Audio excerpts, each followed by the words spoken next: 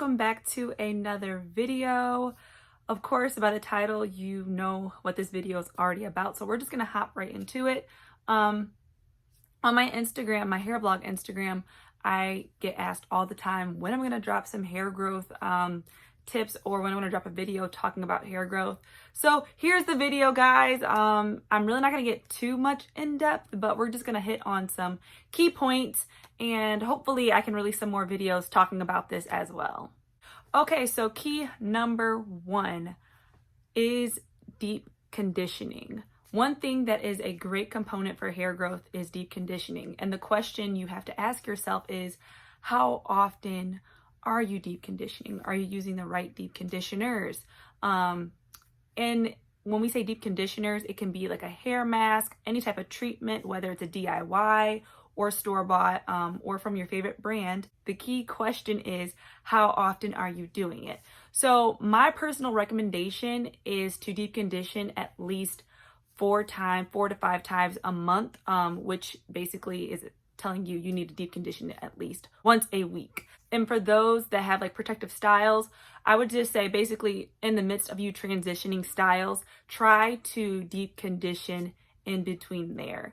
And what is deep conditioning doing for you? It is basically reviving your hair, getting that moisture back into it, basically jump starting your hair and getting all the proper nutrients it needs in between styles. So in your wash day, sometimes we're busy on wash days, but try to implement deep conditioning. A lot of people, believe it or not, do not deep condition.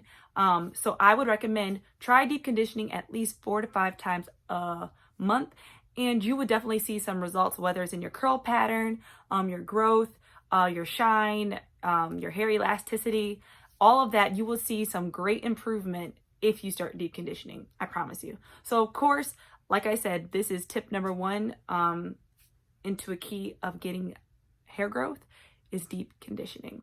Okay, so tip number two is to trim your ends. Again, trim your ends. Okay, so when I say trim your ends, I'm not talking about just a regular routine of always trimming your ends, because you want length retention. So when I say trim your ends when needed. Don't just trim your hair every 6 weeks just because it's on a schedule. If your ends do not need to be trimmed, do not trim them. Me personally, I get my hair trimmed every 3 months, but sometimes when I go get that 3-month checkup, she examines my hair. She sees if I actually need to have a trim or a brush up. Typically I do, just from, of course, my hair growing and a little bit of manipulation, you'll see a little bit of split ends. But of course, that's going to retain your hair length, and that's what you want. You want your hair to be growing, but at the same time, you want to take care of those ends, because if you don't take care of your ends, your hair is just going to break off. And what do you know? You just got some dingy hair. Your hair curl pattern's not looking right. Your hair is all uneven. You don't want that. So my recommendation is to trim your hair when needed, not every 2 weeks, not every 3 weeks, not every 4 weeks, because trust me, I know a person who told me they trim their hair every 4 weeks, and I looked at them like, so you trim your hair every month? Like, your hair is growing that fast? Because at that point, you're basically cutting off any type of growth that you got from the previous trim. So my recommendation is you want to make sure you trim your ends. And if you're completely 100% natural, if you see like a curl, a dull end, just snip it, sis. Me personally, I get my hair straightened here and there. So of course, once I get my hair straightened, I'm going to have her just chop off any hair that's not needed. So yeah, of course, tip number 2 to hair growth, you want to make sure you get your hair trimmed. Just make sure you're keeping maintenance on your hair, because if you're not, then of course, you're not going to see any type of hair growth. Okay, so tip number 3 is to clarify. I believe this might be like the most slept on tip to hair growth, due to the fact that it's, you're really not even paying attention to it. So when I say clarify, I mean like clarifying your scalp. What are you doing on your wash day? Are you doing any type of clarifying conditioner, clarifying shampoo? Me personally, I like to use a clarifying shampoo at least twice throughout the month, or once, depending on how much my hairstyle is. But at the same time, mainly all of my co-washes are like a clarifying type of co-wash. But you want to make sure you're clarifying your scalp. And what is that doing? That's removing all that buildup off your scalp. At the same time, it's moisturizing your scalp because, of course, that's where your hair grows. So if you're not taking care of the root part, then what's the point? You know what I mean? So you want to make sure you're clarifying your scalp on a routine or a regular basis. Not so much to where you're stripping your scalp, because you want to keep it moisturized. You want to make sure that your hair and scalp is not getting too flaky or dry.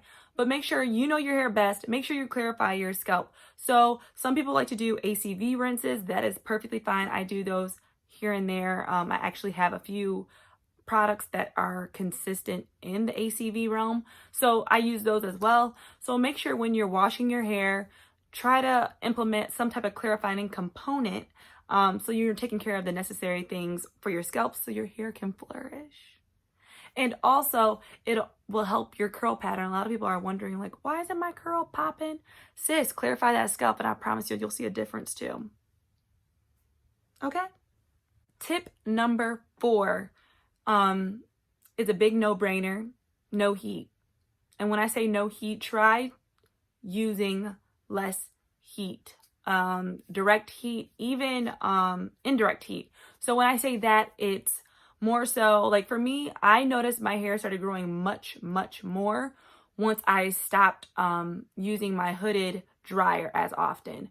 Like every time I deep condition, I usually use my hooded dryer when I do a deep treatment. So I cut down on that. And I really rarely do it. It's very rare when I do it. So once I stopped doing that, I promise you I've noticed less breakage, which improved me, my ends and also my hair and my curl pattern. So try using less direct heat, because heat will cause damage to the hair. It'll damage your curls. It'll give you breakage. It'll give you dry hair. And those are things that will basically hinder you from seeing that growth that you want within your hair. So of course, no brainer. Try using less heat, sis, and you'll be good. Tip number 5, these two kind of go hand in hand. So we have no manipulation, like less manipulation, and we have protective styles. So when I say less manipulation, I mean, so there's some people that just can't stop playing in their hair, that always have to have like a different style every 2 days.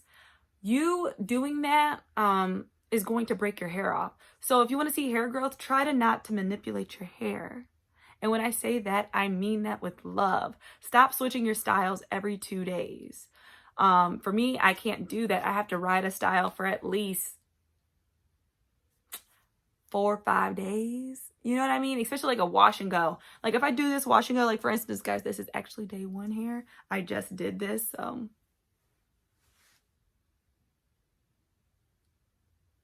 Okay, so I just did this, and basically say like in 2 days, I decided I wanna redo my wash and go. Right there, that's manipulating your hair. And you wanna try not to do that much at all. And also when it comes to wearing hats, any type of thing that's going to tug at your hair, you don't want that at all. And then of course I said that goes hand in hand with protective styles. See, protective styles can benefit you. For me, my go-to protective style is of course my slick back bun. I can just wear that all the time. But if I'm switching my hair so often, like I'm doing a slick back bun, but the next thing you know, I want to do an up bun, then I want to do a side bun, and you're doing too much to your hair. And by you touching and manipulating your hair, it's more prone to get breakage, and you don't want that. So of course, so basically with that tip, we said less manipulation, and it pairs with protective styles. So if you do protective styles, know what you're doing, and actually protect your hair. Don't just throw it in some type of style and then switch it really quick. We don't want that. But of course, you can use protective styles like a nice braids, keep that in for a month or 2, but make sure you're taking care of your hair in between then. All right. Okay, so the last tip kind of goes hand in hand with what I just said, but it's protecting your hair, and sleep protection. So the question is, how are you sleeping at night? Some people go to sleep, believe it or not, just as their hair is. I don't know how you do it, sis, but I personally cannot. So basically, what are you doing to your hair throughout the day? Like, you know, where I'm from, it's getting cold out right now. The hats you're wearing on your head, is it satin lined? Is it cotton? Like, you want to make sure whatever you're putting on your head, like your hood, you have to be very mindful of all those type of things because that can manipulate your hair. See, like all these go hand in hand. So if you're aware of all of them, the growth will come. But no, so how are you sleeping at night? For me, I sleep my hair with a pineapple. Sometimes, depending on how I'm feeling, I might put my scarf on with my bonnet, but typically I just pineapple it up and put it in my bonnet, which is a satin lined bonnet. Or, of course, they're being innovative now. You can sleep with a satin lined pillowcase. All of those things help your hair, but you just want to make sure that you're protecting your hair at night because that's when the most damage can happen. You're on your head for average of 7 to 8 hours a night, and you're rolling, depending on how wild you are of a sleeper, you're rolling on your hair, tossing, turning, laying on it, you're snagging at it. Like, there's so much going on between those hours that you're not aware of that can be damaging your hair. So my tip is, of course, make sure you're protecting your hair at night because that's when, of course, your hair is going to be growing, all that blood flow. Make sure you're doing all the proper things to make sure your hair is growing and being healthy.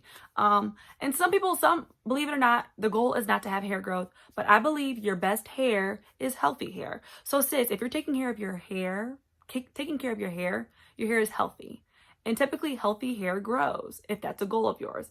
But hey, long as your hair is healthy at the end of the day, you know, we're all good. So yeah, those are my tips for you guys. I hope that's like somewhat short, but basically we said number 1 is to deep condition. Make sure you're deep conditioning on a regular. Trim those ends. Clarify. No heat. No manipulation, less manipulation. Make sure your hair is in a right protective style and no manipulation in between. Protect your hair and making sure when you're at night, you're having some type of sleep protection because, yeah. So I hope you guys enjoyed that video. Take these tips, put them in your back pocket. Just be aware of them as you go along in your hair journey. So I appreciate you guys for watching. Make sure you like, comment, and subscribe. And I will definitely catch you in my next video. And yeah, I'm just happy, y'all. This, like I said, this is day 1 here and we're popping.